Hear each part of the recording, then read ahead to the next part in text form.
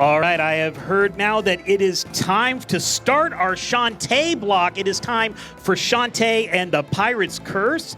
Jake the Snake, show us how it's done. Hello, Momentum. Hello, MomoCon. How's everyone doing today? That's what I like to hear. Well, my name is JakeTheSnake233. You can just call me Jake. I'm a Shantae and the Pirate's Curse speedrunner, and I also am running Shantae Half Genie Hero later. And right next to me, I've got my good friend Purple Tissue Box. Would you like to introduce yourself? Hey everyone, just Purple's fine. Between the two of us, we have played every Shantae game, but that's 5 for him and 1 for me. Which you'll see me in, hopefully, a little under 45 minutes?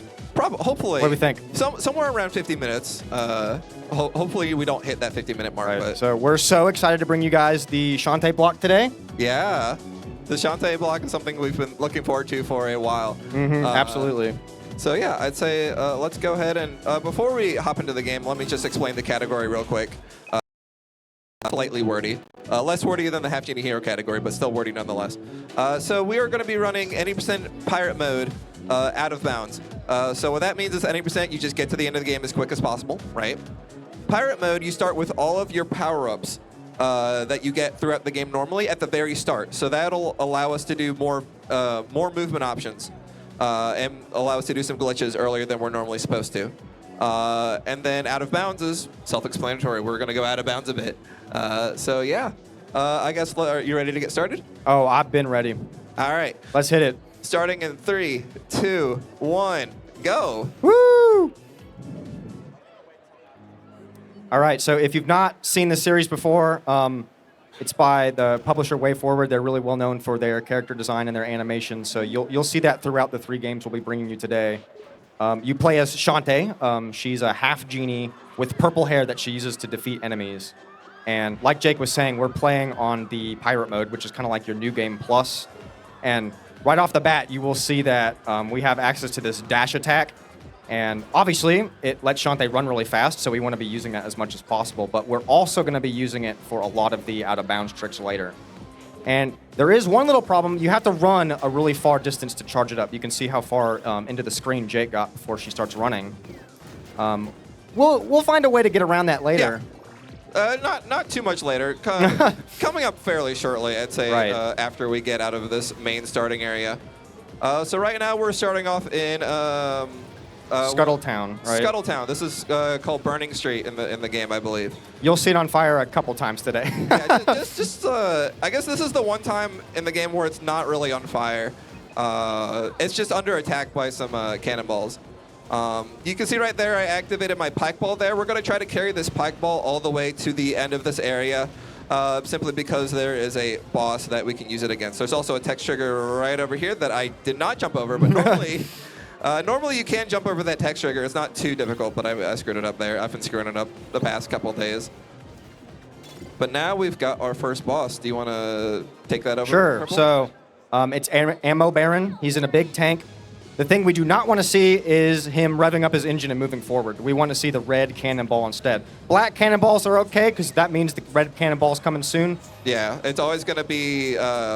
there can be 2 black cannonballs before a red cannonball. That's the max. So we don't want to see the charge. That's time loss. How many times is he going to do it? Just 1. That's great. That is great. He can do that attack up to 4 times, and every time he does it, you lose about 4 seconds. So it's not ideal to get it, but we got pretty good RNG this time. That's our first boss. Fantastic. Not really too difficult.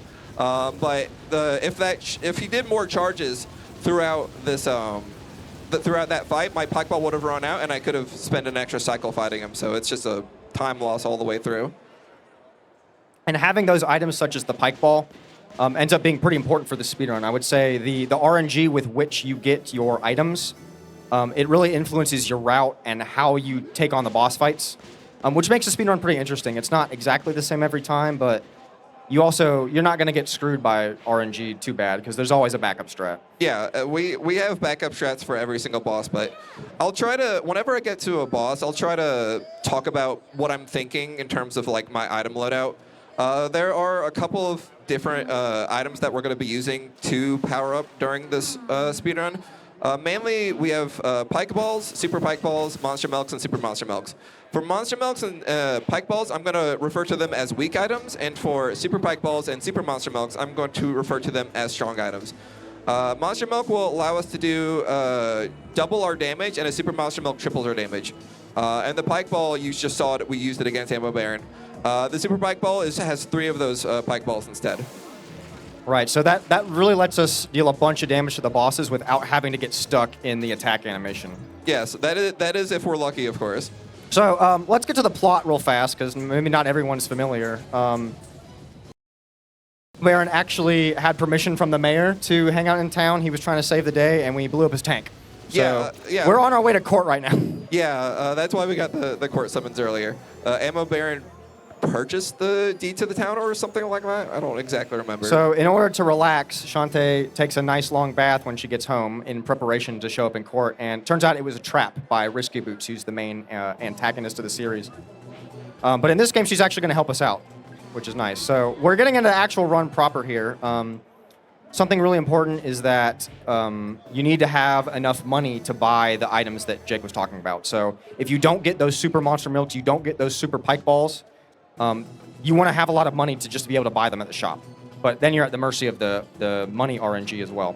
Yeah, we got to do a mandatory save here as well. That's just normal in this game. They will not let you leave the and I guess now is a perfect time to explain a risky shuffling. Right. So you saw Jake run back and forth there. It turns out when you're trying to charge up that dash attack, the game checks if you're holding down one of the directions. Well, luckily we have a D-pad and a joystick, so we can hold down the direction on one of them and rapidly alternate the other one, and that lets us still charge the dash attack, but we don't take up that much horizontal movement, which means we can charge it up basically whenever we want. Yeah, we can charge it up on a very small platform if we really wanted to. Right. Which we will be doing that a couple times throughout this speedrun. Yeah, several times. So here we are at the castle. We can't get in because the gate is locked, so we have to talk to Squid Baron here. He's going to let us into the sewers. And normally you only do half the sewers, and then you have to come back later to get an item in here after you have the pistol. But because we're in pirate mode, we have the pistol right now. Exactly. Something else you're going to see me be doing is when I'm killing these enemies, I'm scimitaring them from above. You can see right there, I actually got 2 items from killing that enemy. So if you scimitar enemies that have really low health in such a small space, you actually will do, you can kill it multiple times to trigger multiple item drops, which is perfect. We need about 7 flesh pops for this speedrun, and I think we got about 7 or 8, so we should be good. Right, we're going to trade in 3 of them immediately for the plot purposes, and then the rest of them we're going to be using for the out-of-bounds tricks. Exactly, and whenever we get to those out-of-bounds tricks, I'll actually explain what those are, or maybe Purple will. Yeah. We'll see how it's going. You're going to have to help me say when it's coming up. But anyway, we've given 3 flesh pops to the zombie kids, and because we had the pistol, we could get that brochure earlier, so we can trade that in here. Squid Baron really wanted to go on vacation, so we gave him a little bit of help, gave him a nice little brochure, and he's just going to go off on his vacation mode. Right, you'll see a lot of this like trading quest over the course of the game. You're just going to have faith that it's a means to an end. We'll get the important items later. But in terms of what we actually need, there are several dungeons scattered throughout the world, and they're all on a different island. So really what we're trying to do is get the map to get to the next island, and then when you're there, you do some more trading, you get another map, and you do another dungeon, so on and so forth, all the way to the end. So the reason we're getting this court summons, key, whatever, is to get the map at the end of this room here. Yep, gonna do a slight risky shuffle right there just to get through that room. Otherwise, you can't start a charge on that room without going all the way to the very back of it. Looking at my gem count, I have about 62. That's not exactly where I want to be, but it's not bad either. The minimum amount of gems I need for my first shop is 155, which I'm gonna get 100 gems right when I get back to Scuttletown, so I don't have to worry about that. If I had 170, I could get all the items I needed, but I don't think I'm going to get that. All right, we'll kill an extra few scarecrows here just to see how lucky we get, but... Yeah. There's also a chance that these scarecrows could drop an item or so, but... Oh, Ooh. We got a pike ball, but it's not really what I'm looking for. I was more so looking for a super pike ball. So we're going to return Sky's library card to her. She'll give us 100 monies. That's awesome. 100 monies. We borrowed it for 2 minutes, and... we got paid for it, so I feel like that's how it actually worked. But now we're at our first shop. I'm going to go ahead and buy 4 potions, 3 pirate flares, and a super pike ball. If I had 170 gems, I would have been able to buy 6 potions. The potions are also required for out of bounds, which we're actually coming up on our first out of bounds if you want to. All right, sure. Explain that, So Purple. there's actually 2 different kinds. When you do a dash attack through a loading zone, so a door or the end of the screen or what have you, there's a brief moment where you can pause the game and you can use one of your items. And so if you eat a potion, then Shantae will start to fall down, and that's through floors, that's through all the collision. Yeah, you are intangible Right. whenever you're in this state, and this glitch is called a potion drop. Right, so you can go straight through locked doors, that's what it'll be mainly used for. Use it right here. So I'm Right, gonna so do there's it. the entrance to the dungeon's below the floor. We dash out of bounds, eat the potion, and luckily we have just enough distance to reach that loading zone out of bounds. So That we're skips the whole 2-minute side quest that you have to do to normally get into that dungeon. So here in our first dungeon, this game, it plays like a Metroidvania. So this is where you're supposed to get the pistol, but we've had it the whole time, so we were able to get that brochure. And you will see another use of the out of bounds right here in order to get past the locked door. And this is where the risky shuffle really comes in handy, because that platform's not long enough for us to do the charge to start the out of bounds in the first place. But because of the risky shuffle, we can... There we go. Nice. And we're going to go right behind this locked door. So no key needed. Another fun quirk about the risky shuffle, or not the risky shuffle, but the potion drop glitch, is that if I don't hit another loading zone, then I soft lock. Every out of bounds trick in this run, if I fail it, will cause a soft lock. So I'm going to try to be really careful to not soft lock, but at the same time, we have plenty of safety saves, so we're all good. I'm going to do a... Oh, I messed up right there. We're actually not going to do a reverse potion drop right there, because I messed up my risky shuffle into this room. So one of Shantae's friends actually gave us a potion for free near the start of the game. And that one, instead of dashing into the loading zone and going out of bounds, you can actually enter the room and go out of bounds immediately. So that would have been used to skip that little mini boss, but unfortunately the timing's pretty tight. Yeah, the timing is a little tight, but now we are on our... Coming up on the first boss? First boss. So if you played the game before, you might be familiar with how much health the bosses have, but because we have the scimitar like down stab attack unlocked from the start, we can get them wedged up against the ceiling, and we will do a lot of damage to the Cyclops plant here. You remember those enemies I killed in the series? Well, I'm basically going to do that again right up here and just kill him basically instantly. It does damage every single frame, or every single tick. And then he's going to start bouncing around this room. I'm going to try to wedge in between the ceiling again whenever he's bouncing up here. All right, so phase 2, hopefully not going to last a whole lot longer than phase 1 is. Should be just about done. Nice. There we go. First boss done. All right. I guess first dungeon boss done, but yeah. So your reward for beating the dungeons is typically the map to get to the next island. Yeah, so that is why we have to get through all the dungeons. We can't skip any of the dungeons, unfortunately, but that's okay. All these islands are pretty fun to go through anyways, maybe aside from the next one. But we're just about to get to that. We're going to pick up our next map here, and then we also bought pirate flares at the first shop, so we're actually going to use those. Those let us warp back to the very start of the island, which is very, very useful for, of course, going fast. Right, so we basically eliminate all the backtracking that we had to do back to the boat, and we can just go straight to the next island. Yep. Our next island is Spiderweb Island. I have a love-hate relationship with this island. There's basically the equivalent of an auto-scroller in this island that is very easy to lose time on, called Run Run Roddy Tops. It's a very fun area to play through casually. In the speedrun, not as fun. I'm sure we have plenty of Roddy Tops fans around. In this speedrun, we are not so much fans of Roddy Tops. I forgot to do a risky shuffle right here. Yeah, sometimes during these really long horizontal stretches, it can be frustrating if your charge gets interrupted to start a new one because there's so many enemies around. Exactly. I'm going to pick up that fossil right there. That's just something we need to get onto the fourth island. We're just picking it up on the way because we you can. have a chance. Exactly. If we weren't in pirate mode, we wouldn't be able to get it yet. But because we are in pirate mode, we already have the scimitar downstab to break into it. But now we're here. We're at the infamous Run Run Roddy Top section. Raditop's here, got kidnapped by the Empress Spider right here, and she's saying that her legs are hurt so much that she can't move. So instead, we have to carry her throughout the entirety of the Nightmare Woods. This is about like a good 5.5 minute, maybe 6 minute section that is very easy to lose time on. Have any of our movement abilities? It's just Shantae, Raditops, and our control sticks. So nothing too complex. There's a couple things during this section we can mention in terms of optimizations, but for the most part, what you see is what you get here. So these tongue guys right here, you see the little lips below them? If I actually do it right, I can drop below like that and skip their tongue drop animation, completely bypassing them. If their tongue drop is out before... I lost my train of thought. If their tongue is out before... I keep yeah, you focus up, man. I guess really what we're trying to say is any one hit will send you back to the start of the room. So we really do not want to get hit.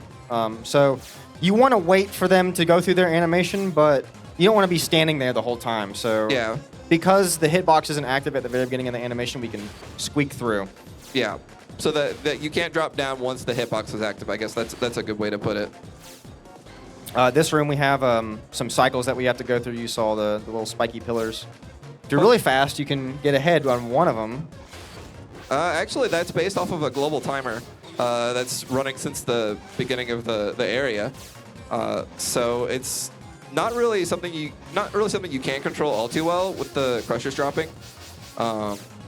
Sometimes you may just have to wait. It's really out of your control. Right. So it's a weird global timer cycle thing that I don't really understand, but it doesn't really lose too much time. You basically end up the same no matter what. So. This screen has some crabs that live under the headstones. Every single time, so I know exactly where to jump over. Sometimes they like to come out, sometimes they're a little bit shy. They seem to be pretty active this time around, so. And every single crab from here on out will be active. So, just gonna jump down here real quick. Cutting it close there. It's a little close, but it shouldn't be too bad. Now coming up on the screen, we've got these robots. They're trying to kiss us. Of course, we don't really want that. So we're going to be running away from them. Again, if I get hit in any of these rooms, it's going to send me all the way back to the very start, and it is a lot of time loss. Yeah, we've been doing pretty good so far. Yeah, no deaths so far, but... Sometimes those enemies with the tongues that drop from the ceiling, some of them are RNG, so sometimes you just run into a couple times before your good attempt. Yeah, it's mainly the first one that's RNG, but none of the others are really too difficult to deal with. And now they're sort of throwing everything at us, or they're going to start to throw everything at us. We've only got one more new enemy within this area, and then we've got one big final gauntlet room to go through. We've got these worm threads right here. They're going to try to shoot us with projectiles. They sort of pop out whenever they feel like it. That will possibly be a hindrance in this next coming room. Right, because those projectiles move pretty slow. Yeah, so those projectiles move really slow, and we have these crushers that we have to wait for. So they'll get in the way. Yeah. So this is actually not the worst RNG. We did have to wait for the crusher, but that's okay. If you're really lucky, you don't have to wait for the crusher. I'm just going to jump over that guy right there. It looks a little scary, but it's really not too bad. He can extend out a certain... up to 3 lengths, and it's sort of random which one he does. But now we're in the big final room, the final gauntlet. They're throwing everything, including the kitchen. But once we're through here, we're... So while we're here at killing time, I did mention earlier that there were 2 kind of out-of-bounds tricks that we use. So when you drink the potion, you go down, and you can go through the floor. And then when you eat a food item, you'll actually start to go up. Yeah, I don't... No one really knows why it does that. It's the setup for the food float and the potion drop are the exact same. It's just the item that you consume. One's a food, one's a potion. It has different effects. It's been a mystery for 10 years. No one really knows why. But that's it for Run Run Raditops. That went fairly well, all things considered. I expected it to go much, much worse. So as fun as that is, in the speedrun, we don't want to do that ever again. No. So we're going to run over here and help rebuild this little carriage, and that will let us skip through that wood section when we come back later. Yeah. So that squid oil that we got from Squid Baron earlier, This is normally the time where you're supposed to go back to the sewers, get the brochure, give it to Squid Baron, and then he gives you the squid oil, and then you can come back here. But because we have all the items right away, we could skip all that and keep on going from here. And as one more reward, he's going to give us the shriveled thing. The shriveled thing, that it smells. It smells. What does it smell like? I don't know. It just smells. But that's okay. Our next dungeon right up here loves the shriveled thing. And Maybe that means the nose on the shriveled thing still works. Like, it's the one smelling. Maybe. But we're going to feed it to the dungeon. He's pretty hungry, and he's going to let us in for that. So we did all that really just to get this next map. That's the whole reason we did that whole section. Yep. And Roddy Top's legs weren't even broken. That was just for fun. So now we've got our food float coming up again. Got a pike ball, not bad, and another pike ball. Again, not bad. I would prefer super pikes, but pike balls I will take. So every RNG item you get is, you know, $40 that you get to save in the shop later, which lets us buy the super monster milk. So like Jake was saying, you can kind of do a combination of one strong and one weak item if you have to. So here we are doing the food float during these nice long vertical sections. That lets us skip that, basically this entire dungeon and straight through the locked door at the end, right? Yeah. Another fun quirk about the food float is that you can go from a food float to a potion drop, but you cannot go from a potion drop to a food float. And we will be abusing that later for our final out of bounds. But now we've got our next boss, which I'm going to let Purple Right, explain. so this one is really tough. It's the Emperor Spider that was chewing on Roddy Tops earlier. This is why the whole reason we bought the Super Pike Ball, because she moves around on the top of the screen very quickly. And so the only way to kind of do as much damage as possible is to keep the spider in hit stun at all times. And so we have the Super Pike Ball, but when we take damage, we're going to fall from the ceiling like that, and then Emperor Spider breaks free. So the timing's very particular, which is why Jake has to focus here. But he's going to try and stay in hit stun himself while he's up there at the top of the screen, and that will let him have the Pike Ball active all the time. So, you're looking a little low on health. Auto potion. Oh, that's right. We never drank it earlier. There we go. Nice. That is a really tough boss. That is definitely the most technical boss in this game. Just because you're taking so much damage. Normally, I wouldn't have my auto potion from earlier, so that would have been a... I would have been a death. But luckily, I was able to play it a little bit more. Yeah, all scripted for the run for you guys. Definitely. I mean, definitely not scripted, but we can say it's scripted just for the bit. For the drama, right? Just for the drama, exactly. Okay, so we got our map. We're out of here. We got all those extra pirate flares that we bought, forever ago. Yep, and now we are headed to Tanline Island. Normally, there is a pretty long, like mid-dungeon, right? Yeah, there is a really, really long side quest that you normally have to go through to get through this island, but we're just going to skip all of it. This is the largest skip in Pirate's Curse by far. It saves about 10 minutes. It is quite a bit of time. Maybe not exactly 10 minutes, but really close to 10 minutes. We've also got these cactus enemies in the next room that have a chance of dropping a monster milk. I really, really want a monster milk from these guys, of course. All right, it looks like we've gotten plenty of pike balls, but we're looking a little dry on the monster milk side of the house. Yeah. Let's see, we've got a bunch of skeletons in this room that can drop super pike balls. I'm going to be looking for at least one if we can get one. Yeah, you got to watch that text box carefully. RNG is not being too favorable this time around. I might have to go out of my way to kill some Skort Gals in Tanline Island. Normally, I would skip all of them, but they have a chance to drop some pretty powerful items. So depending on what happens out of this room, I might have to go kill some. See if we can find a super pike in the bones. Let's go, 9904. We'll take one super pike ball out of the, I don't know, the 20 enemies we killed right there. I'm going to go ahead and kill the Scorp Gal just for safety. She has a chance to drop a super pike ball or a super monster milk. We got a super pike ball there, so that's pretty nice. The monster milks are generally more expensive and harder to come by, so we'd rather see those, but with the RNG you're getting, we'll take the super pike. Yeah. Going to be saving again right here, just for safety. This is the big out of bounds skip, so we do not want to mess this one up. Yeah. Gonna talk to Squid Burner right here. His vacation isn't really going as planned, unfortunately.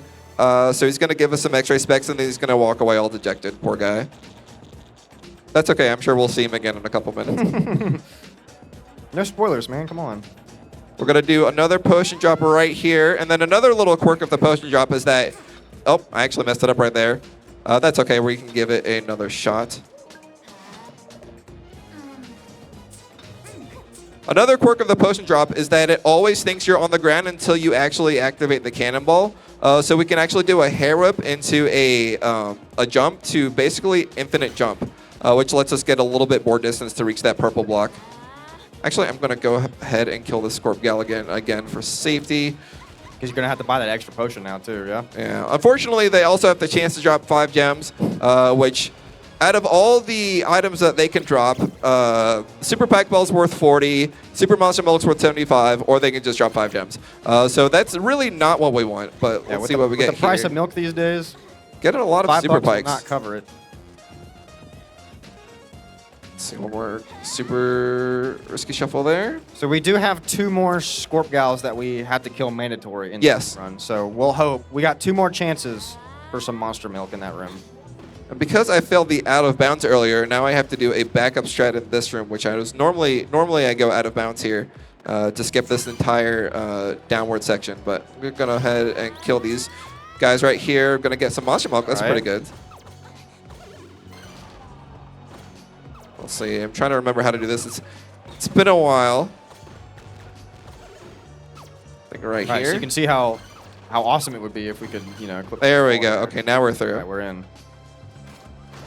Got an enemy gauntlet right here with more cactus friends. We got bubble shield and another Monster Milk. So now we're looking pretty good on our items already. Kind of glad I went out of my way to kill the other Scorp Gals. Oh, there's a 5-gem drop. Please be nice. Okay, we'll take it. We got 4 Super Pikes. That's all we need for the run, so that's good. And I'm going to try to do a little skip to skip this Crusher cycle. If I'm do it right, I can skip this entire Crusher and do it in one whole cycle. It's going to look a little tight, but we got through barely, so that's really nice. And now we have our next boss. So I'm going to go ahead and use 1 weak and 1 strong item. We're going to fight Squid Baron. Squid Baron has... he's back.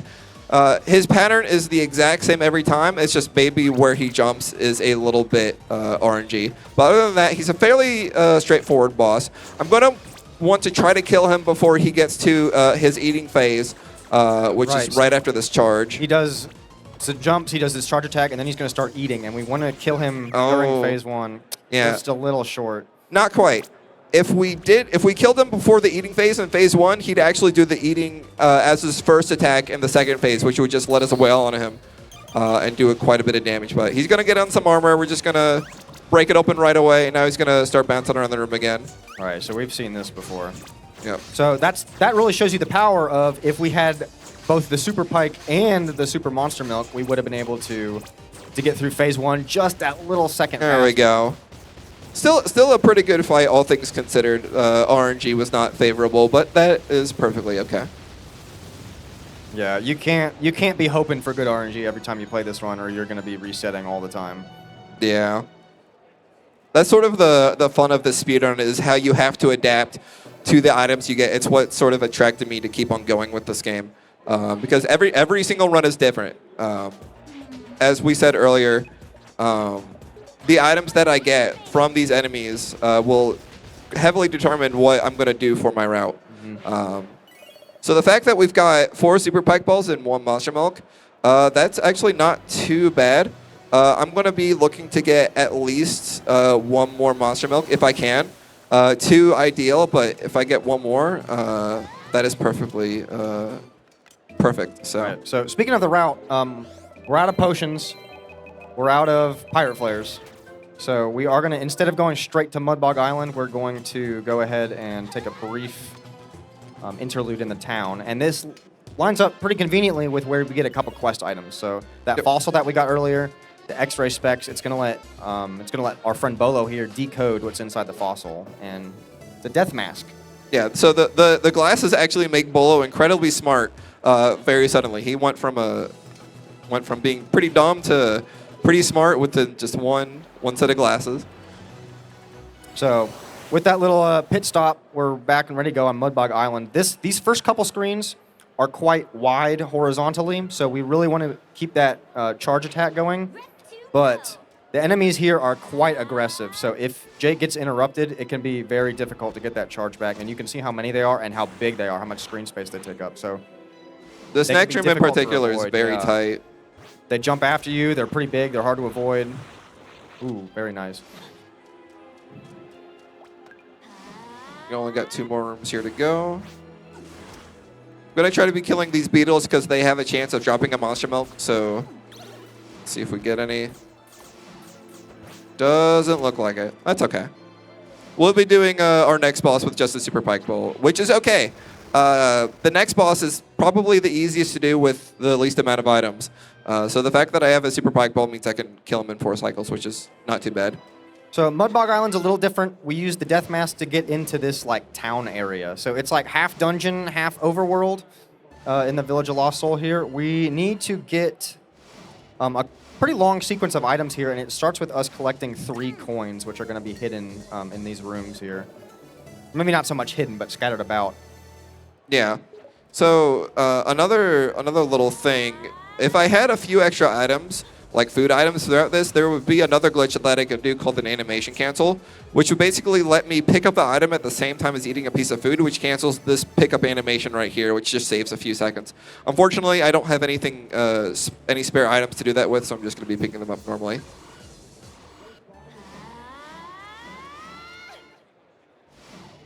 So now we're going to be headed all the way down here. There is a gem farming spot right here if we want extra gems.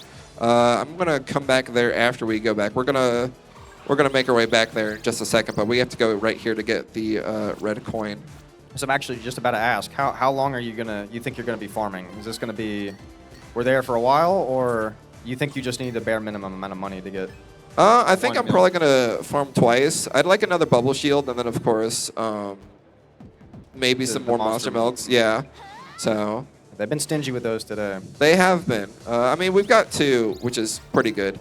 But of course, I need about 1 more bubble and 1 monster milk. So killing or doing 2 gem farms should be plenty to get all that.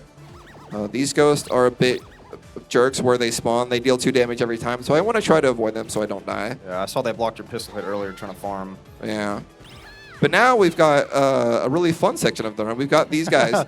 These guys are the gamers. We're going to play a game of heads and tails with all these guys. We have to win 3 times in a row. If you fail any of them, you have to go all the way back to the start. Like that. Red Gamer has been a bit of a jerk since I've started derusting this game. There we go. Okay, so we failed 3 times. That is okay. The most you can fail this minigame is 3 times. So now we can just spam heads and win guaranteed. But ideally, I get heads, right the first 3 times. So we got the coin, so we can get the locket, so we can give the locket away immediately into flame. So like I said, kind of a long sequence of items, and that will take us into the dungeon. And this dungeon coming up is where you are intended to get that dash. Yes. And so there's a whole puzzle about you have to line up some elevators vertically to form a straight path for you to dash across. But we have the risky shuffle, so... We do have the risky shuffle. We will not need to do any of that. Yeah. We're going to get 1 more item here, this manly musk. The dungeon will not let us in until we can prove that we smell like a warrior. So now, we're going to give it to the dungeon. He's just going to let us ride on it. A lot of sentient dungeons in this game. There are a lot of sentient dungeons. I guess, well, there's really only 2. Well, 2 sentient dungeons is a lot of sentient dungeons. I guess 2 out of 5 is, yeah, pretty sentient. So, we've got our 4th dungeon out of 5 here. We got the Oublet of Fire. I don't really know how to pronounce that. I think it's French. Oublet. It's French. Oublet. Yeah, like that. You got it. Gonna break those gem pots right there just to get 15 extra gems. So you can see how like horizontally oriented these rooms are because you're supposed to be dashing around everywhere. Yeah, so here we are with the elevators, but 1 risky shuffle and we're right at the end. Yeah. You have to go through the entire dungeon to hit all those elevator buttons to be in their proper location. So I'm going to save right here just for safety because this next box can be a little bit devious. He's really not too hard, but he can be a little tricky. So it's going to be this large mechanical dragon, but His name is Daggeron. Daggeron. They spelled it Daggeron, wrong. the massively misspelled monstrosity. I love him. So he's going to do a couple attacks where he swoops in from the side, and he can either go halfway across the screen like that, where you can only really get one hit off, or he goes all the way across the screen. And this boss can be kind of dangerous because if you are waiting to intercept him in the middle of the screen and you're wrong, he actually went all the way. He can hit you from one side, and then while you're in hit stun, he swoops in from the other side. You can die pretty fast if you're not careful. So Jake's going to play it safe, hang out on the outside of the room, and you can see the Super Pike putting in work in terms of the damage output here. You can get a couple of hits while he's like rising to escape, but it's nothing compared to how many times the Super Pike ball is hitting him. There we go. Okay, that was a little scary, but solid boss fight overall.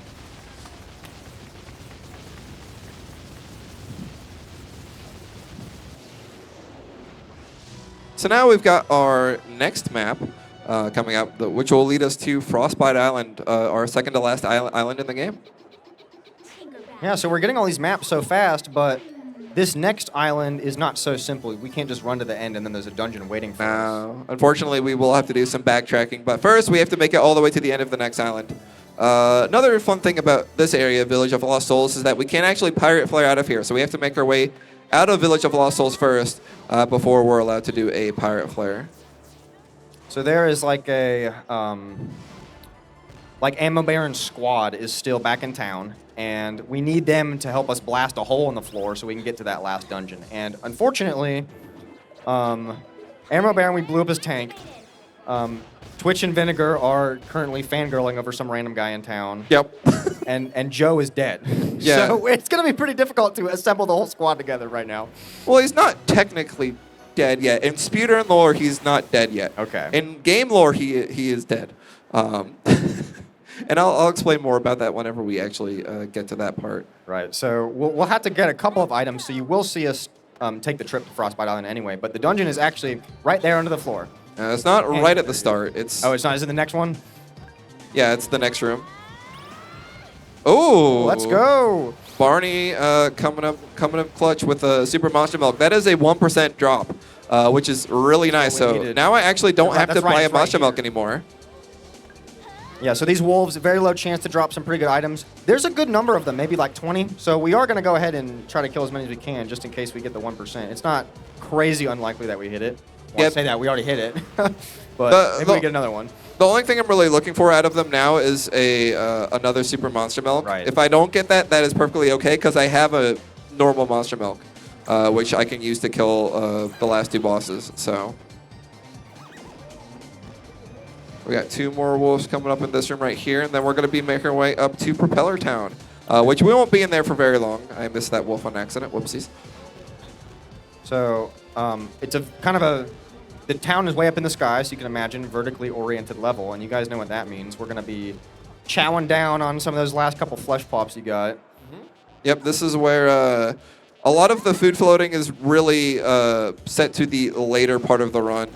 We don't really do too many earlier. Actually, we've only done one so far, but we're going to do one right here. So, I mean, look how tall this room is. Imagine floating all the way up here. And the loading zones for the next area that we're trying to get to is very generous. Doing that food float skips this entire section. Normally, we're actually going through it backwards right now. We're here to talk to Bolo, who's giving us this targeting module. Right, those X-ray specs really, you know, he's now a programming wizard, so. Well, we'll see about that. We'll see about that coming up shortly. But now, we're going to hop out of Frostbite now and head over back to Spiderweb, just for one more last bit of backtracking. Oh, you want to do Run Run Roddy Tops again? No. Fortunately, we don't have to do Run Run Roddy Tops again. We got lucky, or not really lucky, but because we fixed Poe's carriage, he can actually take us across the entire Nightmare Woods, and that basically skipping that auto-scroller again. So we're going to head right back into Roddy Top's house. And we're going to talk to Abner, Roddy Top's big brother. We're going to give him the Lost Soul. And this is actually the spirit of Joe. So, you know, we talked about earlier, Joe is dead. In Speedrun lore, this is where he actually dies, because normally he's already supposed to be dead at this point. So we didn't know he was dead until we found his soul. Yeah, so now we just pulled his soul out of his body, but we're going to give it back to him in actually just a second. And kind of conveniently, if you show Roddy Top's item you got earlier, you get a free pirate flare. So Yep, which we do use. So couple now extra bucks saved. we're going to head into Scuttletown next. So we got to assemble the team right now. So we saw Ammo Baron back at Frostbite Island. Yep, and He's back there already. I'm going to skip killing all these enemies. I don't really need any items from them anymore. All the items that I'm going to get are going to be from the shop, which actually I think I just need a bubble, and then I can buy a Super Monster Ball with really my good current on gem money. count. Yeah, I am very good on money, so I'm glad I did that little gem farm back there. I need about 100 gems for that gem for what I need from the shop. So they're Twitch and Vinegar right there. They're here over next to this really muscular dude. We're going to give him the blade we got earlier. A long time ago. Yeah, and he's going to do this magical transformation into Branson, who I like to call Legally Distinct He-Man. So that's Twitch and Vinegar back at home. We just got Joe to deal with. And now we're headed back out of here. Well, not headed back out of here. We're going to head to the shop real quick to pick up our last 2 items that we're going to need for the run. Going to buy a bubble. Where is it? There it is. And a Super Monster Milk. Nice. 15 bucks to spare. Here we go, Joe. Covered in the stone, or turned into stone. We're going to give him his spirit back. Now it's all back. He was going to marry Sky right here, but he decided against that, and now Sky's really mad. That's okay. We're going to give the targeting module that we got to Ammo Baron right here. Then we're going to talk to him again. He's going to fire. His main shot, he's aiming for Sequin Palace, which is where we were at the beginning of the game, but he actually hit Techno Baron all the way back in Frostbite Island, opening up the entrance to the second-to-last dungeon, Abandoned Factory. The lore of this game, why he aimed over there, is because the targeting module that he got from Bolo was programmed, upside down, inside out, and backwards. So it was aiming in the complete wrong way, which is actually quite convenient for us. We're going to say hi one more time to Barney right here. Goodbye, Barney. You didn't have to kill him, you know. I don't know. I just kind of felt like I gotta do it. Felt like it. I just kind of felt like it, you know. Oh, I didn't actually get my charge there. That is okay. So now we've got a bit of a complicated out of bounds coming up. I'm gonna do a potion drop, and then I'm gonna do another potion or another food float into a potion drop, which I sort of explained that you could do that earlier. Right. So you can go up and then down, but if you go down first, you're below the floor forever. I'm gonna be quiet for this part. Right. So this room is quite large. So if you're trying to be optimal, you want to start dropping down as soon as possible. But it's kind of hard to tell when that is. So Jake has a nice cue here. It's going to start dropping now and should show up right in the loading zone. Where are you? There you are. There we go. Right in the loading zone. And that skips that entire section. And then this last boss fight we have is the Steel Maggot. He has a lot of projectiles, so that's why we picked up that bubble shield earlier. And he has 3 buttons on his back that you need to stab, and the order that you need to stab him in is random. And nice. Guessed correctly, which is nice.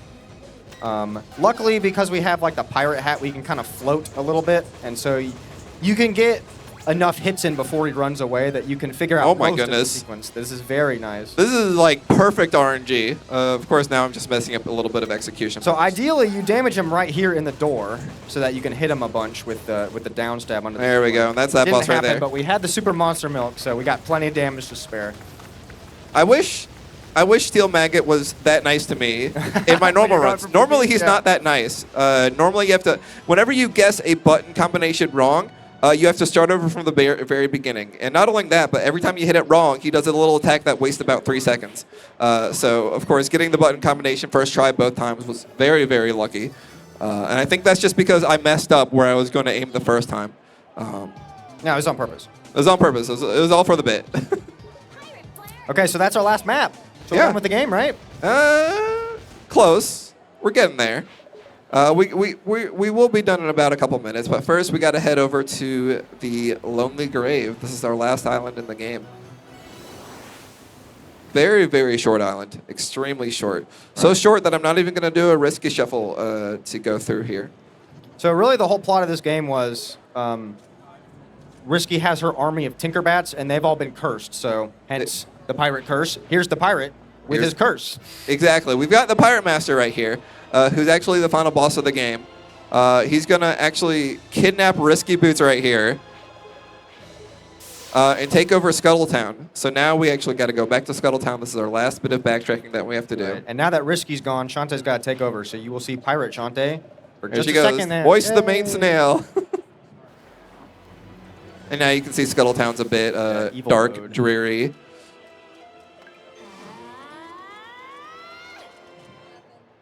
So now we're in a little bit of a silhouette section. It's a bit dark, but that's okay. It looks exactly the same as it did before. Just it's got some new enemies there. But I know how to navigate it just fine. I'm gonna do a little trick right here called up and over. That's gonna let me skip the bottom section right here, if I can get it right. All right. Now that the world is evil mode, Jake just destroyed a couple of bricks earlier, but it's a different map. So unfortunately, we have to go up and over. Oh, if I can go in the door, there we go. And now we've got one more food float to round out the run. Coming up right here. This is the only food float in the game where you don't have to. The only food float in the game where you don't have to do a risky shuffle beforehand. Kind of like that. There we go. Normally, you're supposed to go through a bunch of trials in this tower, and it takes like a good 10 minutes or so. But because we have food float, we can just float all the way up to the loading zone to the very last part of the dungeon. I'm just going to save right here just in case. I really don't want to die to the final boss, but time is actually coming up very soon. This final boss ain't going to take a whole lot of time. All right, so the actual attack pattern that he uses is quite simple, and we're really just going to use all of our strong items all at once. So the attack pattern is quite simple, but the problem is he does a lot of damage. So if you accidentally take a hit too many times, you have a rather embarrassing death to Ganon right at the end, right? Yeah. So he's going to shoot some projectiles when he teleports next. Those projectiles do a full 8 damage, which is my entire health bar, which is why we got that bubble shield earlier, so that we can just sort of tank those attacks. He's going to get on these blown platforms right here, and we're going to try to smack him while he's going up there. The blown platforms are a little bit RNG, so I'm trying to be a little safe so I don't get hit. Time is coming up very shortly. And time. Yay! Very well done, Jake. Thank you, thank you. So yeah, that was Shantae and the Pirate's Curse. It's one of my favorite speedruns. It's my main speed game, I would say. Again, the really fun part about this run is all the adaptability and the movement as well. It's a lot of fun. On top of the out-of-bounds tricks as well. It's not too hard of a game to pick up. It is difficult to master, but picking it up is fairly straightforward. You can say it's way forward. How long are you playing that one, man? Not at all. It just sort of popped up. I don't believe you. But yeah, But yeah, we did it. we did it. So now, coming up next, we're not done with Shantae. We got 2 more whole games to go. But I won't be playing this next one. We got Purple Tissue Box over here playing Shantae next. So stick around for that. But other than that, thank you. You'll see me again at Half Genie Hero. Yeah, stick around. There's more of us to come. You're going to be stuck with us for a while. Good 3 hours.